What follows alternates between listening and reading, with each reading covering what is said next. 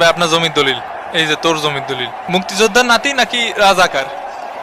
আমি রাজাকার। তুমি জিতেছো, কোটা থাকলে আমি জিততাম। এবং খেলা কিন্তু শুরু হয়ে গেল।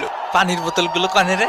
জামাল, জামাল, এই এদিকে। এই কি রে, সাউন্ড কই? আন্দোলন হবে, আন্দোলন, জোরে সর সর। এই এই এই pass, out out, ultra Scott behind, out. ওরে ভাই রে, দুষ্টু ভাই পারে কামড়াইছে ভাই, একদম উড়ন্টু বাইন মাসের মতো উড়ে গেল।